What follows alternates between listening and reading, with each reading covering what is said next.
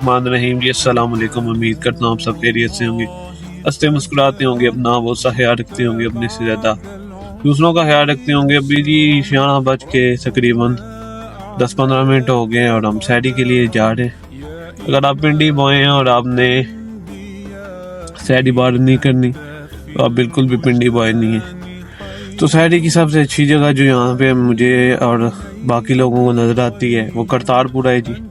دوستوں نے پلان بنایا کہ جی آج سیٹی ادھر کرنی ہے، تو جی ہم ابھی اس کی طرف جا رہے ہیں۔ 3 دوست آ گئے ہیں اور ایک بھائی جو ہیں وہ لاپتہ ہیں، ان کو ڈھونڈنے کے لیے گئے ہیں باقی، اور یہ میں اکیلا بیٹھا ہوں جی اس وقت۔ آگے پیچھے سناٹا ہے بالکل۔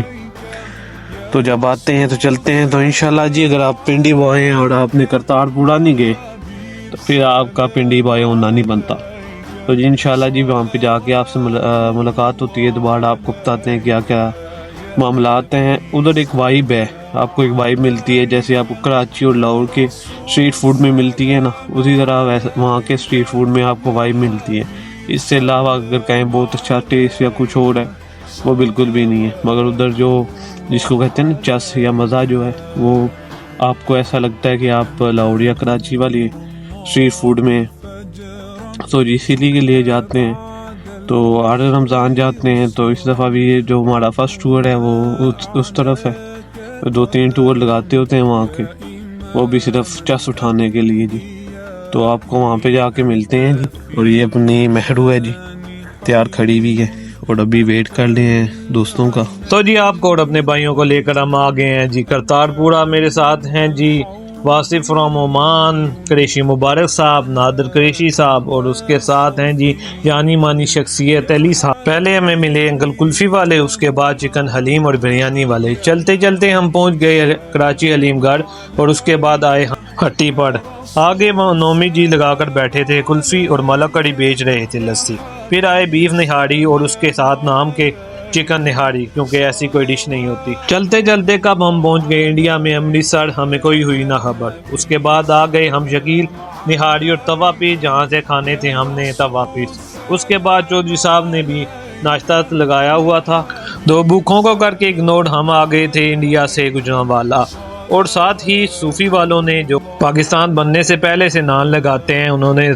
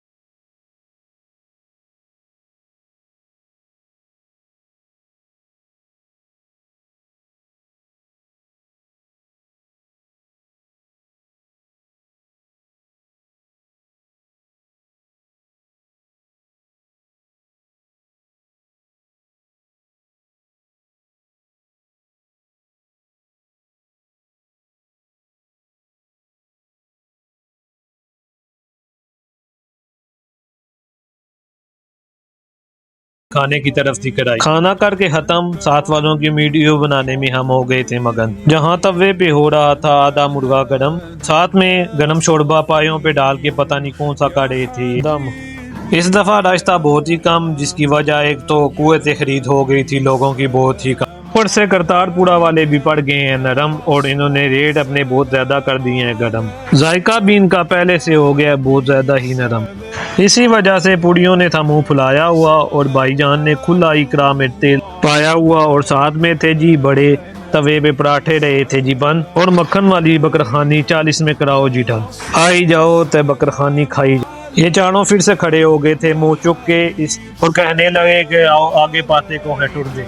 तवा पीस और मसाला रोटी ने कराई थी फुल चस, और उसको नीचे करने के लिए हम कर रहे थे मटर गश्त।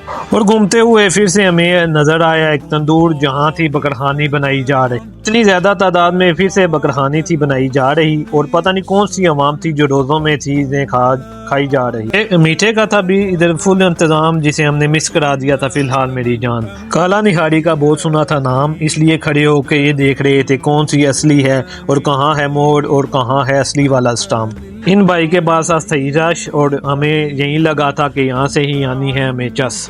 असली होने का सबूत तो कहीं से ना मिला, लेकिन लोगों का हजूम देख के हम यही खाने के लिए हो गए थे बेबस। आप लोग भी कहते होंगे कि ये वीडियो है खाने की कम बनाता, क्योंकि मैं हूँ भाई जी कुल के खाता, इसलिए वीडियो बनाने के चक्कर में हो जाता गलत खाता। एक प्लेट निहारी और साथ छोटे पाए मंगवाए, जो दोनों ही मुझे बिल्कुल भी पसंद नहीं आए।